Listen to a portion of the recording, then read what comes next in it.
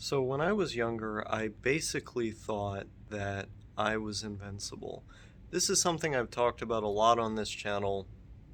I've told this story in different ways, but it always ends with me basically saying, wow, wasn't that such a cool feeling? Now it's caught up to me, and I have to deal with being not invincible in any sense and very susceptible to things like my sleep patterns, the food that I eat, how much exercise I'm getting, my nutrition, and so on. These are things that I'm very conscious of, that I pay a lot of attention to. Oh yeah, hygiene's the other thing. I pay very, very close attention to that. So these are all things that are important to me, that affect my mood. And when I don't do them, I notice how it affects my mood. And I notice that it affects my mood in a bad way. But in the past, like, I used to be able to just sit in the same chair for 12 hours a day, playing video games, eating like shit, not washing myself for months, and obviously not moving at all because I'm stationary in that chair playing video games. And like, I would feel like I was just having the time of my life. Like, I would feel like I was in an incredible position. And the years go by, I do that so much, and now I need to move around. I need to go out in the sun. I need to sleep on time and for the right amount of hours. I need to eat well. Because if I don't do those things, it will significantly impact my mood. I see the changes in my behavior, my thinking, my demeanor, the way that I treat other people. And I'm always catching myself when I'm starting to go down a negative path with thinking about this stuff because it's like, well, okay, well, why am I thinking this way? Why am I having these negative thoughts? It's probably because my mood is bad. Well, why is my mood bad? Well, it's probably because I'm not taking adequate care of these things. And then when I do, lo and behold, the problem sorts itself out over time. So, not every time you feel bad is there like a direct underlying cause that can be easily fixed like that. Sometimes you just have to let these things pass and not indulge in where your mind is trying to take you. But I do notice this direct correlation between these things. And when I address them, even when in the moment I feel like I don't want to, I always feel better. So there's value to like intervening in yourself. Like you see yourself don't going down a certain road, you got to intervene. Go like, well, okay, hold on a moment. Do I really want to go down there, or do I want to take a step back and maybe go another route? And that's what I've been doing now, successfully. But when you're younger and either you don't see how these things affect you, or they just plain don't affect you, at least not in a very noticeable way, a very significant way, it can be easy to think of yourself as someone who's not ever going to be affected by this stuff, or who uh, isn't being affected by it at all.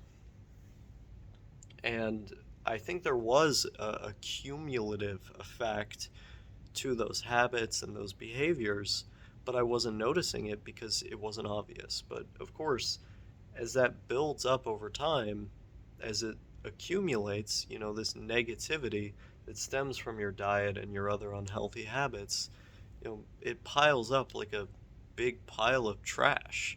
And then you're like, well, shit, I guess I got to take this out.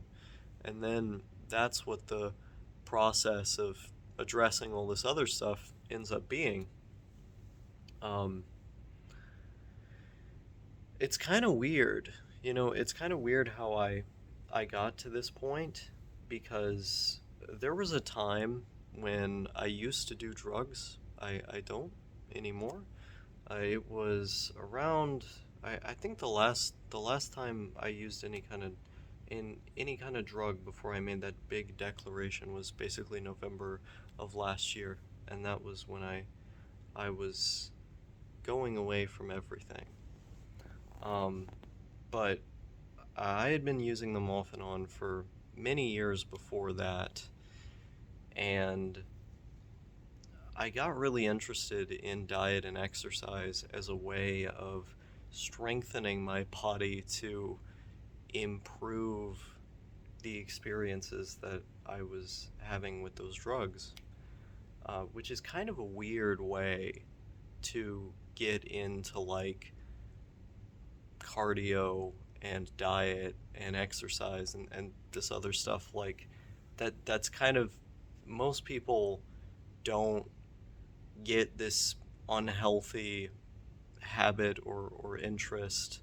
They don't become interested in a thing that they know will cause some negative health consequences down the road, and then go, okay, well, now I'm going to finally pay attention to these other things about my health that I should have probably been paying attention to in the first place to mitigate the side effects of that. And most people, uh, I feel like they don't go down that path through those means, but that's what I did. And now, having learned the value of these habits and doing this stuff, I still have these positive habits and I still look after these things, in spite of the fact that I've also kicked this other unhealthy interest, that being the drugs and everything else that I had wanted to, reduce the harm of. So, I don't know, health is a weird thing. See, I started out this video trying to, like, I want to document my it's not even nostalgia, it's just like this reoccurring memory that I have about that time, because it was so many years. I felt like I was completely invincible and nothing could take me out. I could do whatever I wanted to myself and it would never come back at me. I want to document that tendency I had and how I'm thinking about it now, because it just seems so crazy to me.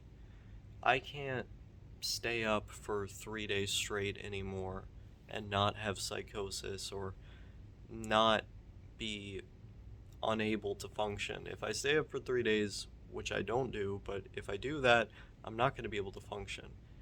If I get 2 hours of sleep, I'm not going to be able to function. Hell, if I get 4 hours of sleep, I'm not going to be able to function. I need to get the same amount of sleep every night. I need to groom myself. I need to eat well. I need my exercise. I need my sun.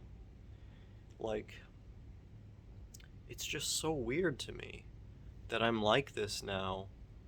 But before, I don't know, it's like this stuff didn't faze me.